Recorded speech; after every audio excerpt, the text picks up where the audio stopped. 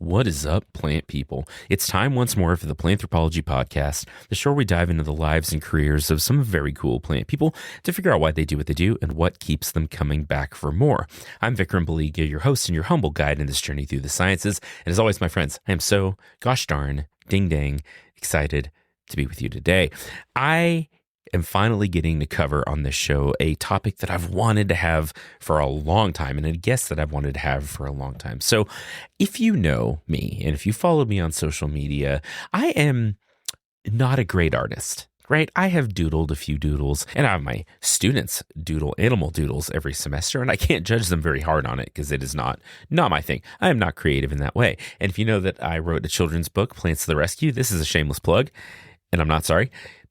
The process of getting that illustration done, I obviously didn't illustrate. It was a great illustrator named Brian Lambert, but I would talk ramblingly about, maybe like I'm doing right now, what I wanted it to look like. And this illustrator would go in and just like blow my mind. It'd be like, hey, yeah, I took your abjectly chaotic thoughts and translated them into visual media. And my guest today is an absolute expert at that, at taking complex scientific concepts and illustrating them and displaying them visually. So I got connected with Spahr from Science Visuals a while back on social media. She has worked with some different groups like the Native Habitat Project and some different things to develop media and t-shirt designs and things like that.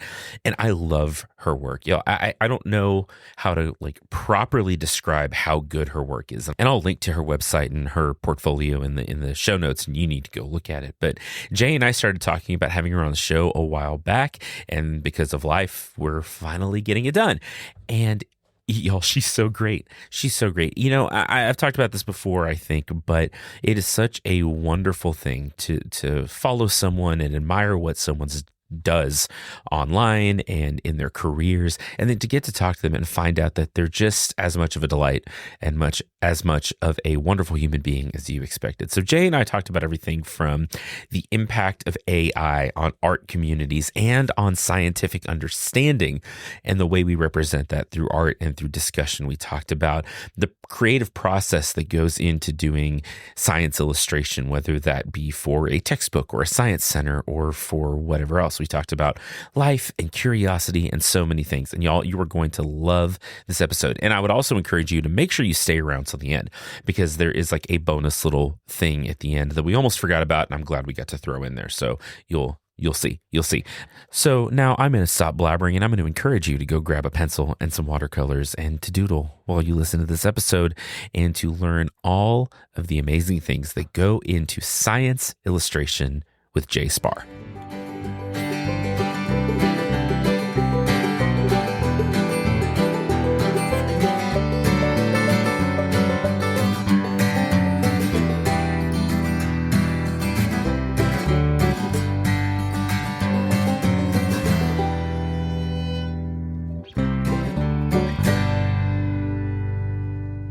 Jay, I am so happy that we made this happen, finally. We've been trying for a minute, and it's like the stars aligned and our schedules aligned, and finally we get to chat. I would love to give you the chance to introduce yourself a little bit. We were talking before we got on about how that's an interesting experience, especially if you do this a bunch, like introducing yourself over and over again. But I'm going to make you introduce yourself one more time. So tell us about you. What's your background? What did you study? What are you into? You know, you have an interesting, really, I think, diverse resume, and I think that it'll be super interesting for our listeners to hear. So I'll turn it over and tell us all about Jay. Yeah, is a broad spectrum of interests, I guess, from my career to how I started to become a scientific illustrator. So I'm a professional scientific illustrator. I work full-time, freelance. I work for science centers. I work for publishers. I work for research facilities, universities, and I do illustrations kind of in two separate veins. It's either scientific illustrations for public outreach, or it's scientific illustrations for research that's sharing research with usually other researchers through journals, but sometimes also we're hoping that will be public outreach information too. So when I was little, I was always playing outside, being a curious New Englander who had access to trees right behind my house and miles of trails and stuff. And then I went to college and I got a degree in art history because my dad told me they would only help me pay for college if I didn't get a studio art degree. So it was an agreement. Okay. And he said if I ever wanted to work in a museum, that would be more beneficial. And then at the same time, I got a degree in global environmental studies. And so those two things, when I was in college, people were sort of like, this is kind of a weird, like, in two completely different directions. And then when I finished college, I was completely lost. I had absolutely no idea what I wanted to do. I started working full-time as the assistant for a sculptor, working for her. And meanwhile, I was feeling really not very fulfilled. I was spending all of my time when I wasn't working making my own stencils and printing them of endangered species and designs like that online. And then one day I was at my town garbage dump, believe it or not, because in New England you still have to bring your trash to the dump every week. Yeah. So I was at the dump and there was a anatomy and physiology textbook that was in a pile of trash. And I picked it up and started flipping through it. And obviously I had taken biology classes and stuff before, but something clicked in my mind that made me think, oh, is this actually a potential career to be the person who makes the illustrations in this?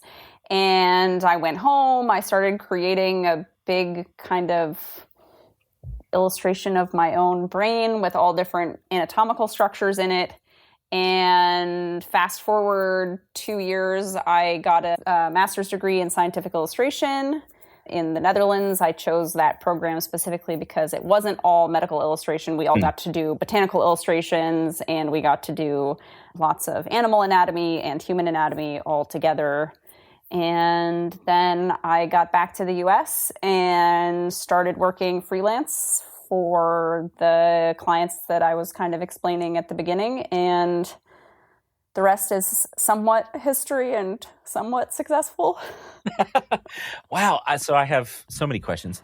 So I have to say, first of all, I think you're the first guest. I've been doing this for 6 years. I think you're the first guest that's come in and said, I found a textbook at the dump and it changed my life. And I cannot tell you how much I love that. Like, I love that so much. That's awesome.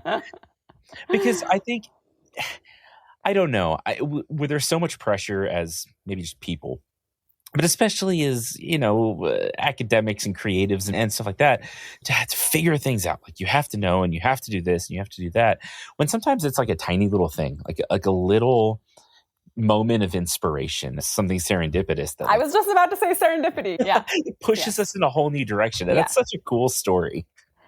It was definitely life-changing and not expected. And it definitely just made me realize that I wasn't just fascinated in the natural world to appreciate it, but maybe I wanted to be more inquisitive on even a cellular level into the things that I was passionate about.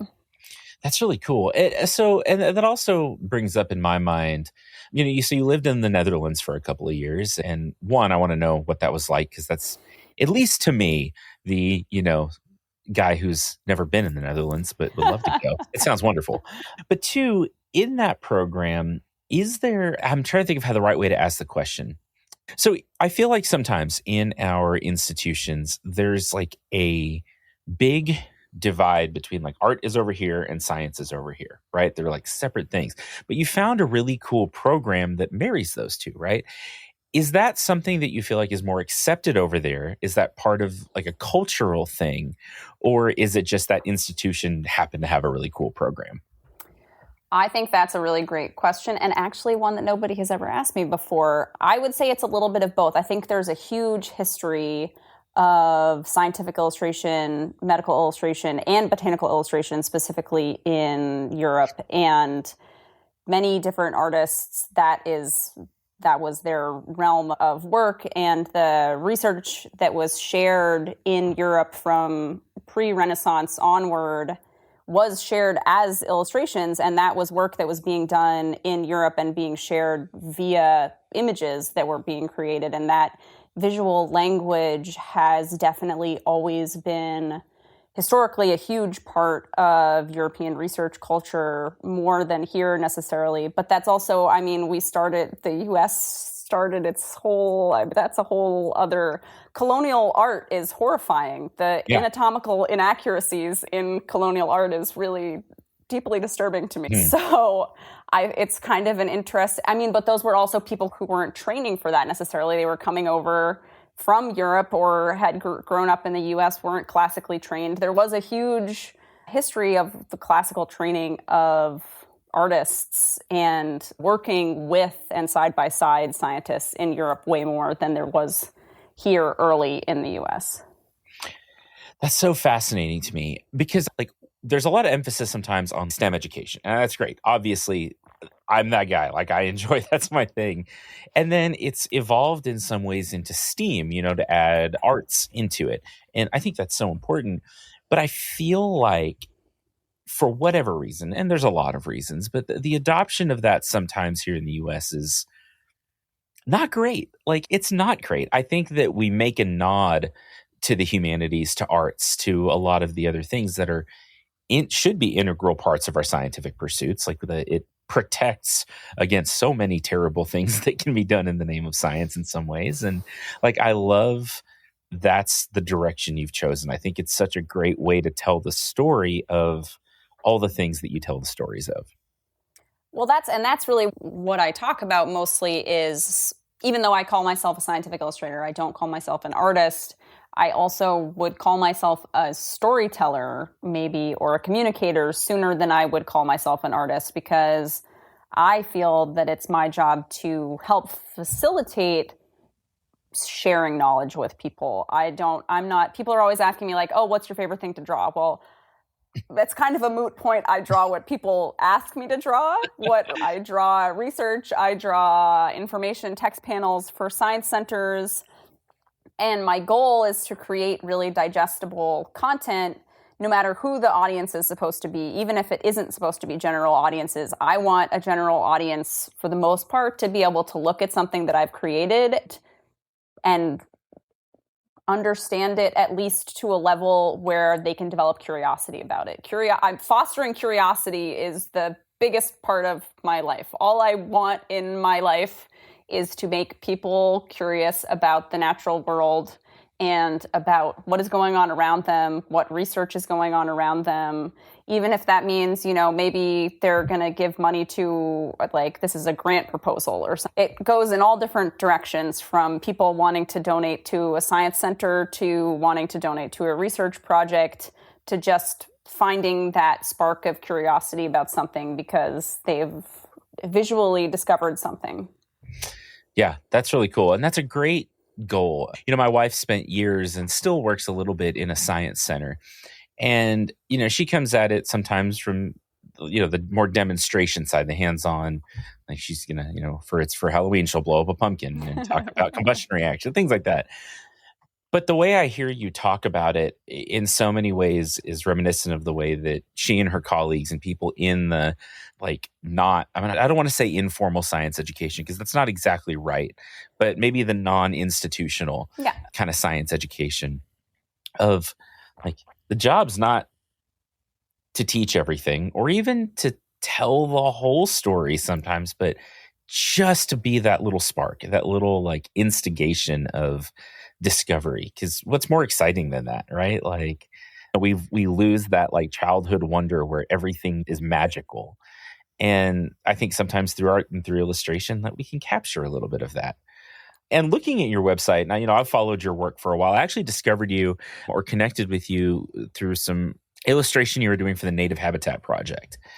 And some t-shirts you had designed and things like that. And I loved all of that. But your work is really good. It's really good. Thank you.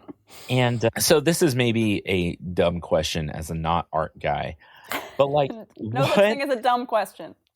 Well, then I'm just going to swing at it, right? I'm just going to go for it. Like, what medium do you go with? Is it digital art? Are you like drawing on a sheet of paper? Is it some of both? Like, how do you come about this beautiful work that you do? So in the same way that a lot of my work works in two different directions, whether it's research-based or public outreach, I also kind of have three different styles that I work in. So I work in, you're right to be confused, I think, is basically what I mean. So I work in either watercolor, which means that's a lot of my more botanical stuff. I think that more classical approach lends itself really well to botanical illustrations and to some animal illustrations. Most of my clients that are science centers want me to be doing kind of hyper-realistic Photoshop illustrations. So basically, I paint on Photoshop. I make every single creature that I make is a separate file, and every single creature that I make is made up of like 15 different layers of, feathers and background painting. So I treat it very much like it would be an oil painting where I'm working from the back up to make layers to create a three-dimensional looking creature or plant. And then the last thing that I do, which you can also see on my website, is research stuff, which is very two-dimensional often. So more line drawings and simple colors, graphics that better in research settings. So it's a little bit of a mishmash. Yeah. And I feel like I must have said that out loud before, but now suddenly none of it sounds right. I wish that more of my clients wanted me to work in watercolor because that I find the most fulfilling to work in. How freaking cool is it that the human mind is capable of looking at an object and looking at a bunch of different colors on a palette and knowing how much of each of those colors to mix together to recreate something. Obviously at this point, I do it subconsciously. I'm not even aware of how that works. Right. But I don't understand how that can happen. I still don't understand how that can happen. That's mind blowing to me that I can look at a leaf and say, well, I think it's going to be a little bit of burnt umber, but then mostly like this. And then it has a little bit of black in it. That's so wild to me. I don't understand how you can do that. And digitally, it's so much easier because maybe I have 25 reference photos, and if I want, I can use the color picker to find something. And that's the only cheating that I would say that I do, because everything else is very much, I'm treating the medium like it's a regular painting, but I do have the power to use the color picker. And I feel like that takes a lot of the joy out of creating something. Huh. And that's such an interesting perspective. So I actually really get that. Really understand that. I'm not creative in this way specifically. I like to draw, and I've tried to paint a little bit. And the thing that you're describing of mixing the colors, my mind just, it doesn't, I can see it and I know what I want it to look like. And then I'm like, this is not that. But I do woodwork. And it's the difference for me sometimes between hand carving something or hand turning something and, plugging it into my computer and letting my CNC machine carve it out. It's still in some ways the same, but you're right. There's that tactile, joy of creation and discovery and exploration in some ways, part of it that kind of, I don't know, it gets pulled out a little bit sometimes. Yeah, and it keeps your brain a little bit more active too, I think, which is really good. So I think, I've looked through a lot of your illustrations over the past couple of days just preparing for this. And, like I said, I've followed you for a while. I have to tell you, looking through these, I love the infographics that you do. I think they're so cool. I think it's a great way educationally to approach science education because you can cram so much into a single image, right? No, go ahead. No, and that's the benefit when people are talking, before the advent of AI, when people were asking me, why is what you are doing better than photographs? Well, for exactly that reason, right? A photograph maybe can encapsulate a couple of different species, maybe a lot of endemic plant species to an area all in one image, but you're not going to have the animals that browse on it, the animals that bury the nuts to the plant in the same, they're doing something during the fall, this is happening during the summer, we're going to show the blossoms at the same time so that people can ID it outside during every single season. You have so many possibilities, so much information you can distill into one image. And I think that part of growing as a scientific illustrator is learning better how to work with my clients and figuring out what's too much information, what's too much text, what's a digestible amount of species to include in a graphic, and all of that kind of working together so that we can share as many plant species and animal species at the same time without really overwhelming the viewer. Yeah, no, for sure. And so I'm looking at the meadow ecosystem infographic you have up there, and it shows like a nice pasture and prairie and a fence line and a little birdhouse and tractor and all kinds of things. But I think it's such an interesting way, again, to approach it because you can see all the different layers. And I know for those of you listening and not, looking at us as we do this, but like there's so many different things. You see wildflowers, you see a fox going after a rodent, you see a quail and bumblebees and all of these different things that, again, build out and fill out an ecosystem in these cool little vignettes. And I love it. And I'll post a link to this specific picture and everything else, but in the show notes. So if you want to look at this as we're talking, you can. But when you start to, I'm curious a little bit about the creative process that goes into this. I know a lot of times you're asked for a very specific sort of, deliverable, right? Whatever it is they're trying to get across. But what does your process look like? How do you decide what all goes into a picture like this or an infographic like this, and then how to build it from there? So it starts obviously with a big conversation with my clients. So for example, I just worked with Florida Fish and Wildlife to make an infographic for them about native wetland aquatic plants. So we were talking about how many species we thought total they wanted to include, what they wanted the focus to be on. And then from there, we chose a group of species that were going to represent each depth of water for the species. And that included for the animals and plants that we did. And then I come back with a really hideous sketch that I hope that my client is going to still trust me after seeing, because there is no benefit for them having to pay me or for my time in me making like an extremely realistic tiny little thumbnail recreation of what the graphic is going to look like. So, I mean, the plants look pretty similar to the animals in the drawing. It's all little like squiggles of stuff. When people tell me they're bad at drawing, I'm like, yeah, well, me too sometimes. So I make very small thumbnail sketches showing the location kind of each animal or plant. And before I do that, I like to do kind of a research process where I sit down and look up how many of these different animals' life cycles are interconnected with plants and are interconnected with each other. And that helps determine the placement of each of those plants in the graphic and the placement of each of the animals in the graphic. So I usually make like a diagram where I put plants on one side and animals on the other, and then I draw arrows to each of which species are related to each other.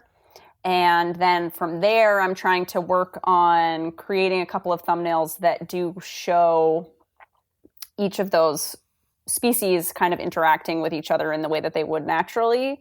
And then within that, if there are different ecotones that have different species in them within the graphic, trying to make sure that like the area that in my mind is sandy soil doesn't have any of the wrong species in it or something.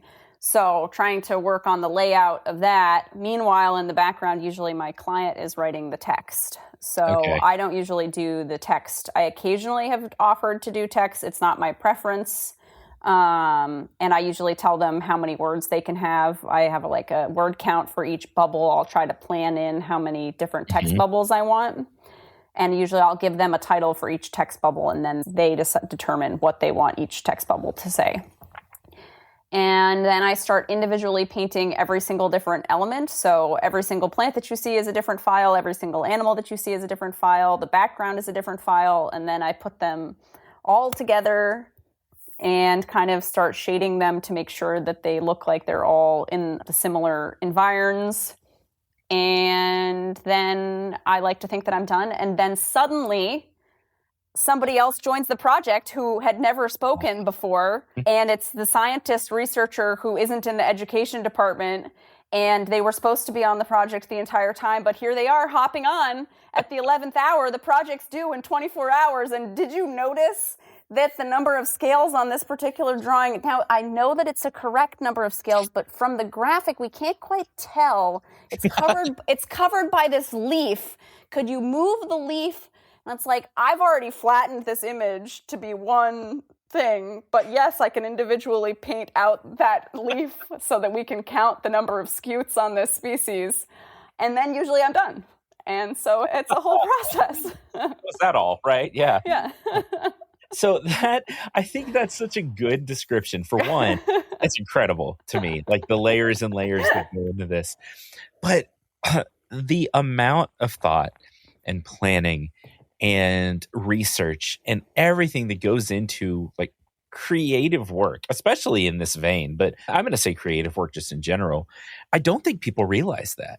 I don't think most folks just looking at an image in a textbook or seeing something online realize the time and the effort and the forethought and all the stuff that goes into it, especially like the client relation thing that you're talking about at the end of, oh, by the way, his eye's just a little bit too high. Yeah. Like, oh my God. Like, yep. So that's really cool. And I enjoy hearing you talk about this because, so I wrote a children's book and I would give these probably, I don't know if I was a very good like client on my side of it. Cause I would probably give these like really wordy, maybe incredibly vague descriptions to the publisher and illustrator. And they would come back with these, like you're saying, kind of bubble diagrams and like, rough sketches. And I'd be like, yeah, blah, blah, blah. And I would just like throw words at them. But then when it came back, it was always like, this is exactly what was in my head. And the ability to take like the jumbled thoughts of a scientist or a writer or someone and put it into a visual form, I think it's almost like a superpower. I think that's incredible. What's even better than that is being able to translate scientists' really bad drawings. They're like, this is the drawing that I've been showing during all of my presentations. And I'm like, oh my God, how did people even know what species you were talking about? And being able to translate those drawings is also pretty funny. But a lot of scientists have a really good sense of humor about it. So it can be pretty entertaining. I want to do a section of my website that's like what the scientist was using versus like what they have now, because it certainly, it helps with communication so much. I mean, that's like I said, that's my whole shtick. Yeah. At the very least, that would make a great video. So let's take a quick break. I think that's a good point to plug in a quick break. And then when we come back, I actually want to talk about the kind of public communication side of what you do and some of the outreach stuff that you do. So we'll come right back. Well, hello, and welcome to the mid-roll. I hope you're enjoying this holiday season so far, or if you're listening to it like in the middle of June, I don't know, enjoy whatever time you're in and whatever time you have. That sounded like a threat. It wasn't supposed to be. It's really supposed to be my time to thank you for listening to Planthropology and for being a part of what we do here. If you'd like to support the show, there's a lot of ways to do that. You can go to Spotify or Apple Podcasts or Podchaser or anywhere that reviews live and leave a rating and review for the show. You can email me at planthropologypod@gmail.com.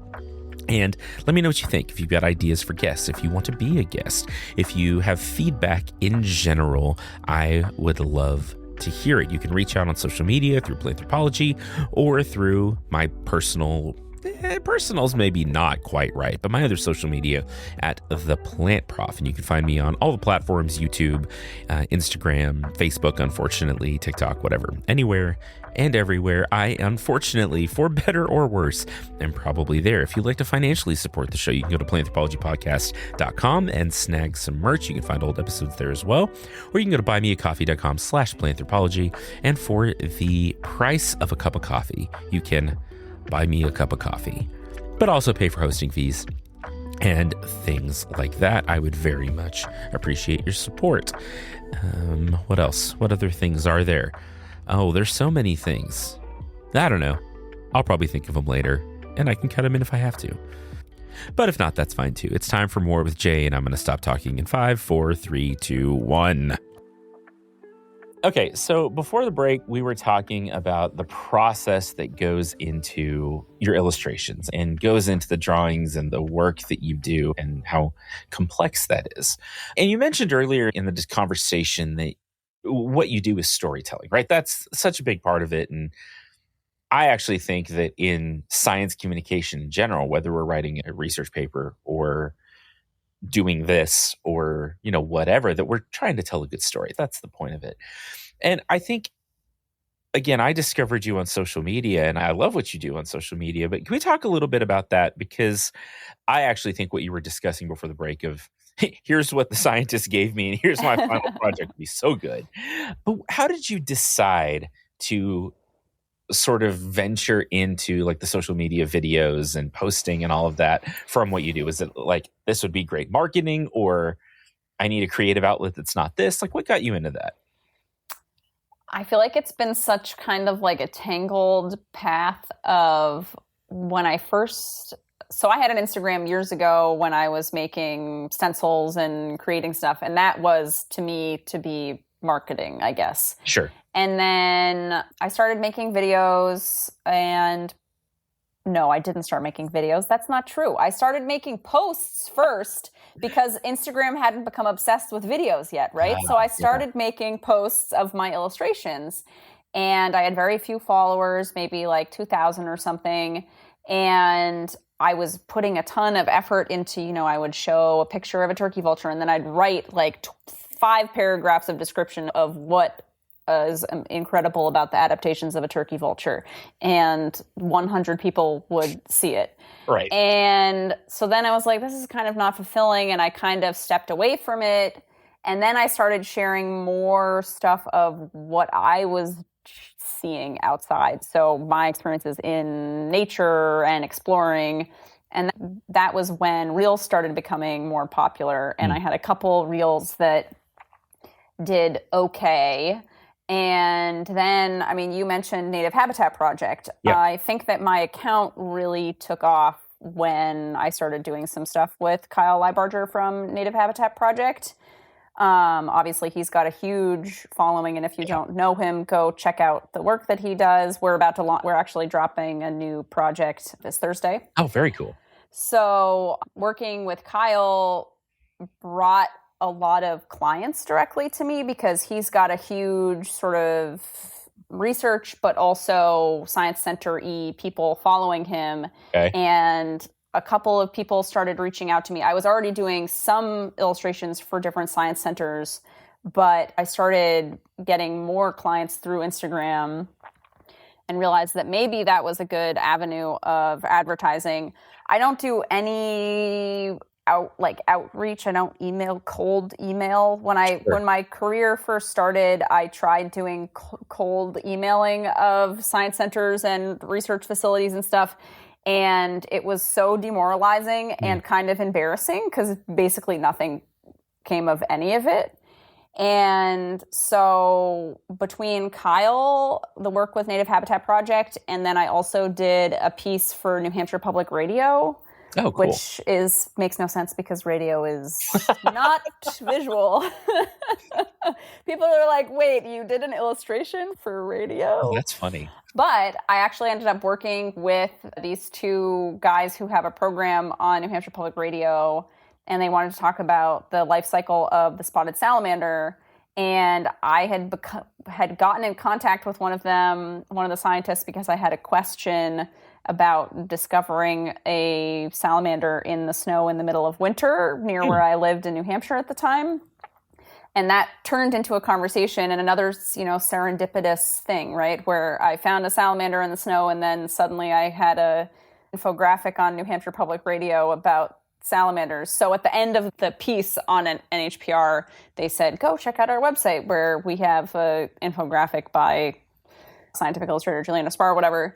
So between that and people seeing that graphic, because it's one of the first representations of the salamander life cycle, including talking about the importance of the algae that they need for their development, that ended up really taking off as well. So those things kind of got me to where I am, and figuring out that maybe being more visible on social media was useful. But I mean, I feel like you're deriving a lot of enjoyment out of the stuff that you make for Instagram. I could be wrong. I would say that I am deriving negative 200% enjoyment out of the things that I do on Instagram. It is so, for me, soul sucking. I don't want to be filming myself making stuff because it takes up time, creative time, moving the camera around to show different angles of how I'm painting, because nobody just wants to see a video of the entire process of me painting for 50 hours. All of that, and then I'm so camera shy, making 25 takes of myself saying the exact same sentence over and over and determining that none of them are worthy of posting online. All of that is so soul-crushing in combination with then spending hours editing something that is ultimately under 20 seconds long. And then, fortunately, by the end of it, I'm so pissed off by the whole process that I never care how it actually does. Like, in my mind, I want anything to go viral, right? But the second I post it, I'm like, well, like, it's gonna be whatever it is, and it's either gonna do okay or it's not, and I'm just assuming it's gonna be a flop, so whatever. That's all of that is so relatable, Jay. Like that. And I have fun doing it, and I know I could get more views leaning into some different parts of it and like try, but like it's for me at least, it's a fun creative outlet, and I get to get on there and yell about bananas and whatever. It's fine for me. But you're right, it's so much work, and you mentioned like drawing for 50. Is that how long some of these take you? Like, oh, more than that. Yeah, it has to, right? Yeah. So, it's another part of the process. You said something that I thought was really funny of, having to have take after take of yourself saying the same sentence. I was clearing out, like, I noticed my phone was full or almost full. And I was like, oh, that's weird. So for one, I had forgotten to turn off the auto download thing on my podcast app. So I had like 40 gigabytes of podcast download. But then it was just like hundreds of videos of my own face that I had to like, that's horrible. Yeah, no, that's it is horrible. It really is horrible, and it's especially because I live near an Air Force base and an area where they are cutting down all of the trees despite my protestations, and there's an unbelievable amount of leaf blowers. Half of the videos are just me like this. The video is running, and I'm waiting for whatever the sound is to go away, and then I can start speaking again. And then, of course, when I finally start speaking again, I completely forget the name of the thing that I wanted to say or whatever it was. So, yeah, my whole camera roll is just my face over and over again saying, and this is, and then... Yeah, it's such a weird thing. And this thing we do, I think of science communication in general, is such an interesting business field. I don't know what to call it, whatever it is. Like, it's so strange in some ways, but it's so important. Have you seen, and maybe this is a big question, I don't know sometimes even how to answer it for myself, but like, when you think about the impact of your work, when you think about like, you put these things out there into science centers and textbooks and all those things, like sometimes it's hard to measure impact, at least for me, of the work I do. Have you been able to have like some of those glimpses of like, here's what my work has done, here's how it's contributed? Do you get that feedback ever? So that's, I feel like, a funny question to follow up the other question with, because I would say that I have been, in the doldrums about feeling like I don't really know if what I'm doing has an impact. But I will say that social media, since my account has had some success lately with some videos that I actually care about, talking about that I don't use, AI in my own illustrations and that type of thing, that those videos have like 1 million, 2 million views. Wow. That and like 60,000, 70,000 shares, that actually makes me feel more like I have a voice than I do in my actual career. So there is this like, is social media maybe not a terrible, horrible thing that I hate? Maybe a tiny bit, but also mostly it is. But I can see how it, in the past 6 months since my account has gotten more popular, I have been less depressed about the impact that I feel like I'm having, whereas I'm watching the world crumbling around me and, just crying all the time about what's happening.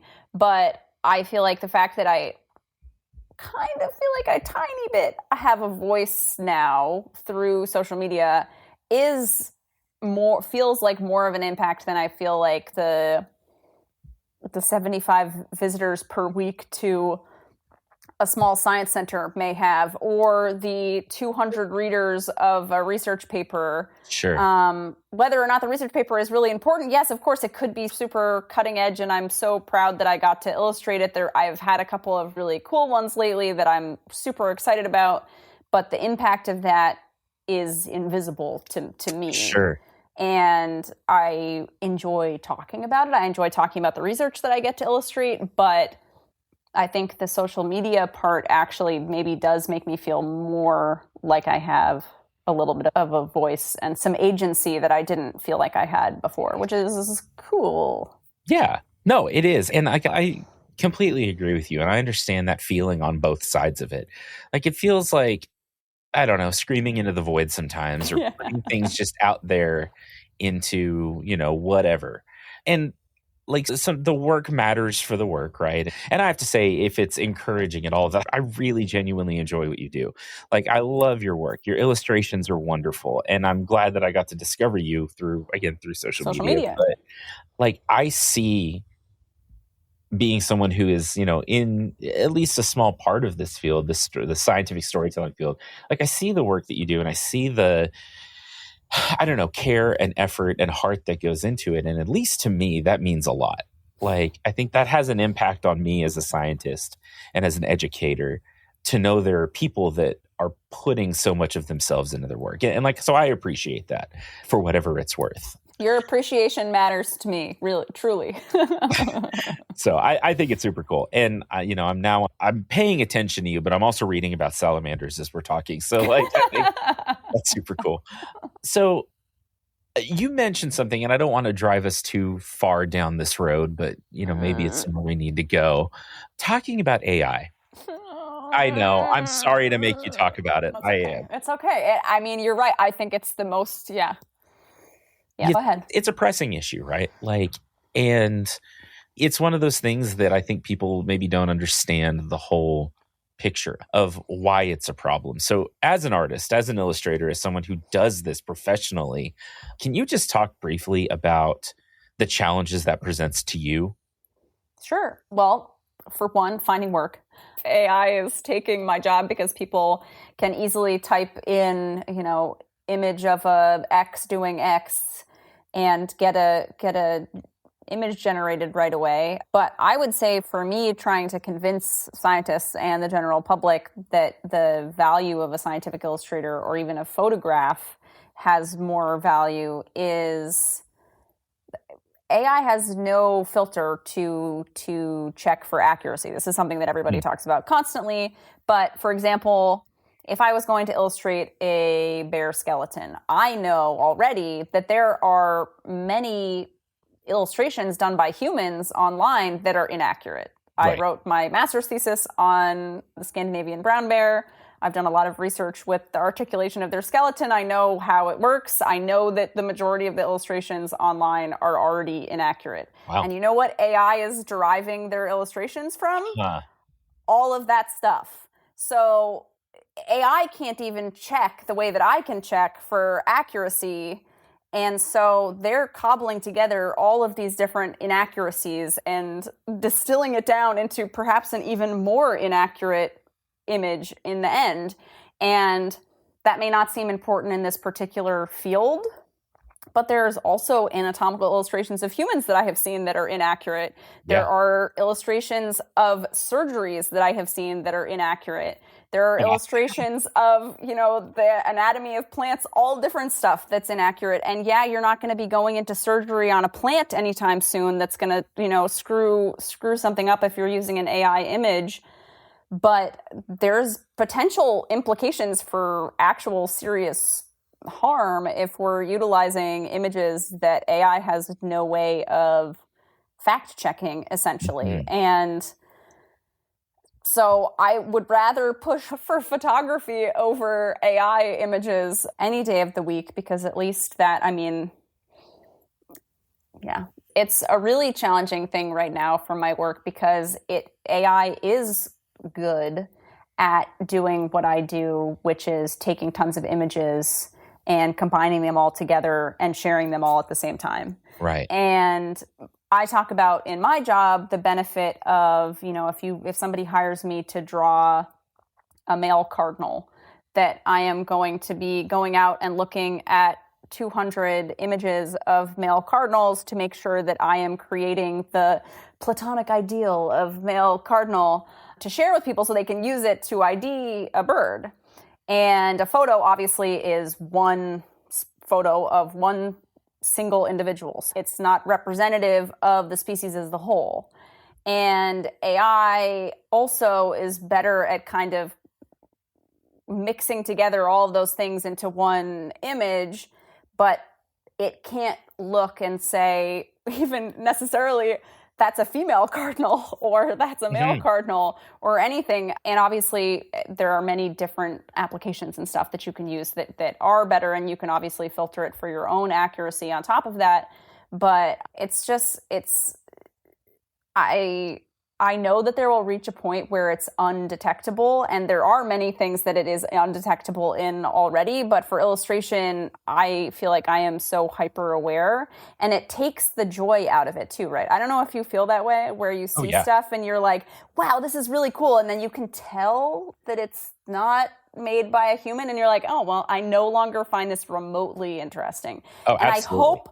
I hope that people continue to have that visceral, like, yick reaction to AI stuff, because it lacks soul, right? It's very like uncanny valley a lot of times. Yeah. And there's something you said that I had never thought of in this context before, but looking at hundreds of pictures of a cardinal, right? Whatever bird or plant or animal or whatever it is, and distilling it into like what your mind thinks of, or what what a common person or someone might think of as a cardinal.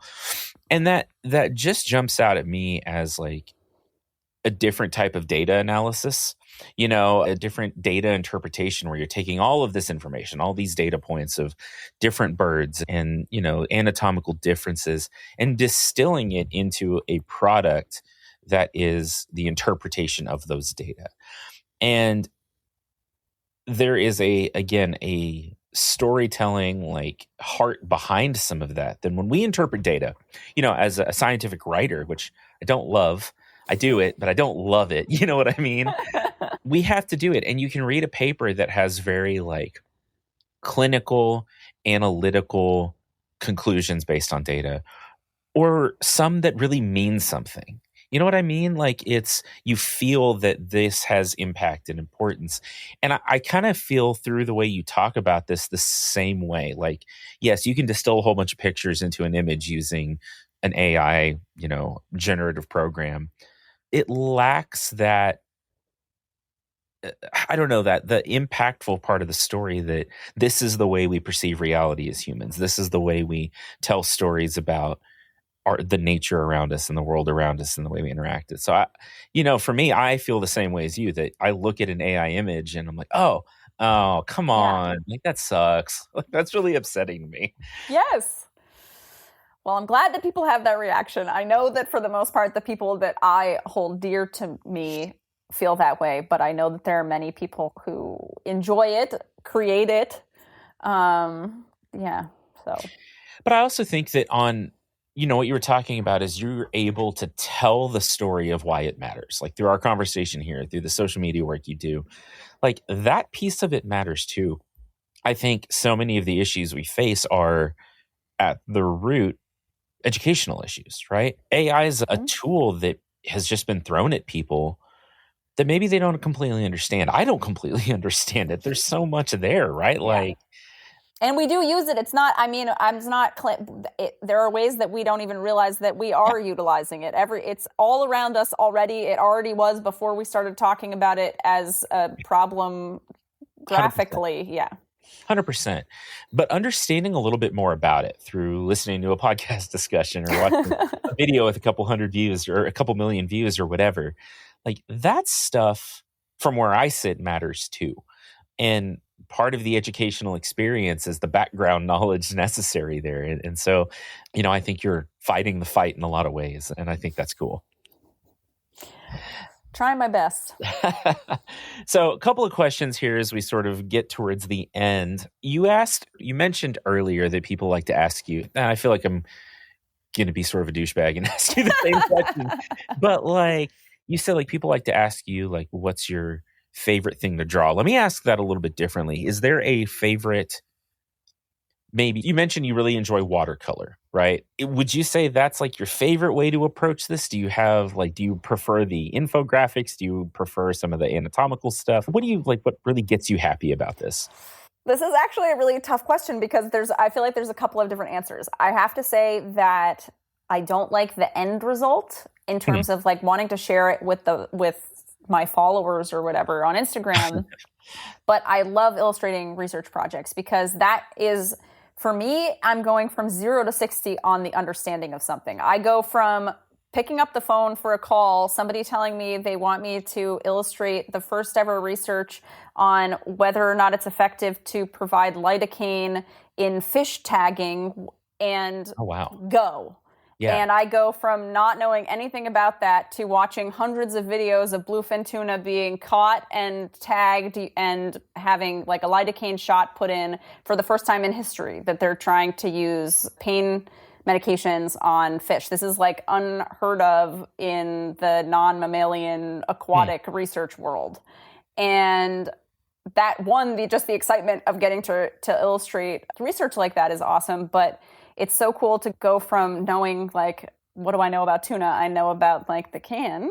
And I know that I have had it as sushi. I know generally what the structure of a tuna looks like. I've walked through a Japanese fish market and seen what a giant bluefin tuna looks like. That's kind of where my knowledge ends. And then by the end of the project, I know what their entire internal anatomy looks like. I know what color they look like when they've been pulled out of the water versus what color they are when they're not stressed in the water. Didn't know that was even a thing, that they changed color that much between when they're underwater and when they're above water, that stress can have that much of a change on the way that their skin appears. All of these things is just, to go from 0 to 60 on something like that is so exciting. Yeah. And then for like an infographic, that's awesome. And the research that goes into that is so cool too, but it's a different excitement. Yeah, that's really interesting. I love that kind of that you get to have that joy of discovery over and over. And that's yes, really exactly. And that's part of why I wanted to be a scientific illustrator and not a scientist, because I was afraid of, like, I had friends who were they'd been studying the same species of bee for 15 years, and I couldn't picture feeling like I had an impact if I was trapped studying a species for the next 35 years of my life or whatever. Yeah, no, I get that for sure. And then the other question I ask all my guests is, if there is a piece of advice, whatever that is, it can be just life advice, it can be about science, it can be about art, it can be your favorite cookie recipe, whatever it is, that you would like to leave with our listeners. If there's like a thing that they should take home with them, what would that be? I think we touched on it already, but I would say that not losing your curiosity and appreciating the fact that humans as a species are the only species capable of wonder and appreciation of the natural in as intellectual a way as we are. And celebrating that in your life, I think, is the most important part of life. And that's why I do what I do. And I want all other humans to realize that you guys can all do that too, and it's the best. That's super cool. Love that. Well, Jay, this has been wonderful. I have had so much fun talking to you. An hour goes quick, I think, sometimes, and I have learned a lot, and I really enjoy and appreciate your take on so much of this stuff. And I hope you keep doing what you do because I really enjoy it. Where all can we find you? Plug your stuff real quick.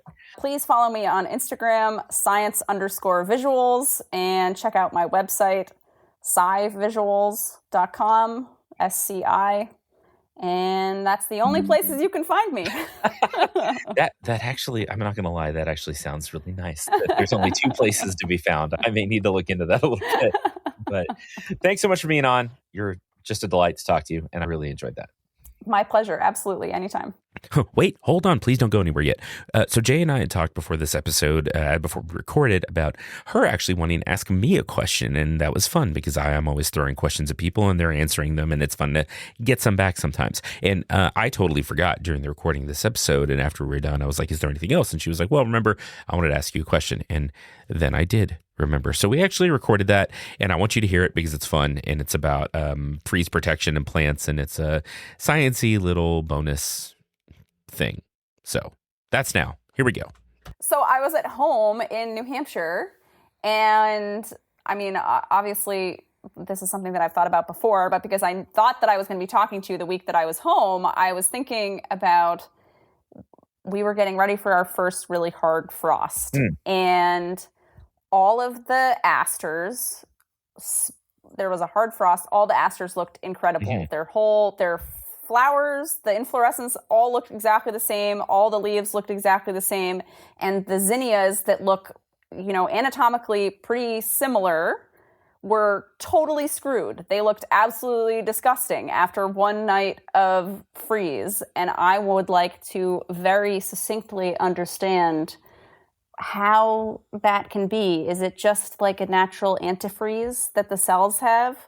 That's a really good question. Because you're right, they're in the same family, right? They're both composites. They both have sort of some of the same anatomical, I don't want to say constraints, but features and rhythms in the way they build, so to speak, the way they build petals, the way they build structure, seeds, those kinds of things. But it's a huge plant family and it's really diverse. Artichokes are in the same family, and I actually didn't know lettuce isn't like it's this huge, weird plant family. But yeah, you're basically right that freeze tolerance really comes down to different substances in the cellular matrix, right? So plant cells have a central vacuole or a couple of central vacuoles that they fill up with water. It's like there you go. I was worried I was going to be quizzed, so I came prepared. like a water balloon inside the cell that gives it structure. It's like if you put a big water balloon inside a box, fill it up with water, it puts pressure on the outsides of that box, like the cell walls, and you can give structure to a plant. It's also a place where it stores waste products, et cetera, right? All kinds of things. Some plants can produce different chemicals, whether those are, there's a wide variety, right? In our pine trees, a lot of the saps, the turpentines, some of those things that are in them work as freeze protectants because these are trees that are growing up in the Arctic Circle and they have to not freeze solid.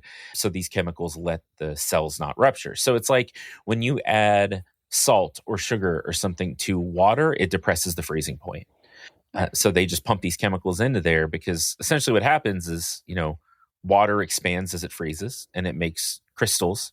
So when your little water balloon is full of water and it freezes, it punctures the cell, it ruptures the cell. But some plants essentially thicken the water, add different things in there to keep it from freezing. The viscosity goes up. There's a lot of different things. But yeah, so a lot of our warmer season plants, you mentioned zinnias, those are very much a summer, it can be 1,000 degrees and they're like, they don't care. Yeah. But they get a whiff of pumpkin spice in the fall and they're done. They're done. So yeah, a lot of those purple and blue asters, especially, I've seen the same thing. We've had a real light frost here. They look great. They're wonderful. Yeah. They're so happy. And so some of those later season flowers, and it's interesting because you do see a lot of the blues and purples in some of our cool season plants. They have more chemicals in the cells that will let them not freeze solid. Well, thank you. I appreciate your very efficient and clear description. I hope that was efficient. I don't know. Sometimes I just... No, it was great. Yeah, it was great. No, those are the type of things, that's the type of thing that will stick in my mind, right? The reason I think I wanted to be a scientific illustrator and everything was from all of those little like factoids that you learn when you're a kid, and suddenly you're like, my brain is filled with all of these things. Like an ocelot can do this, and like this animal can only run to this speed, but this can do this. I love all of those little, like, you can just store that away somewhere, and I think that's really awesome. My mind is just filled with potentially useless plant and animal facts. Yeah, but that's fun, right? I think Yes, it's fun. exactly. I mean, that's what I want my brain to be filled If you ever with. get to go to like nature trivia night, you're ready to go. Yeah, exactly. Yeah. So at the end of the day, as you've listened to the show, hopefully for the past 126 episodes, if I have filled your brain, and my guests have filled your brain with the information necessary for a successful nature trivia night, I think we've done our jobs. Y'all, wasn't Jay great? I love the way she thinks about art and science and storytelling, and I hope you do too. And I hope you'll go follow her at Science Visuals and check out her website and just look at the beautiful work she does. And if you ever need botanical illustration or scientific illustration, I hope you think of her. Thanks so much to you for listening, and again for being a part of Planthropology. It's because of you that I get to do what I do, and I appreciate your support. I appreciate the feedback and just the friendship over the past 6 or so years. Thanks so much to Rui for our mid-roll music. Go check out his rad lo-fi dad beats, and thanks so much to the award-winning composer Nick Scout for our intro and outro music. Planthropology is written, recorded, all the things by yours truly, Vikram Baliga, and I enjoy doing it. I'm glad I get to do it for you. So y'all know I love you. Keep being kind to one another. If you have not to date been kind to the people around you, do the thing. Go do the thing. Please. Thanks for being you. Be kind, be safe, and keep being really cool plant people.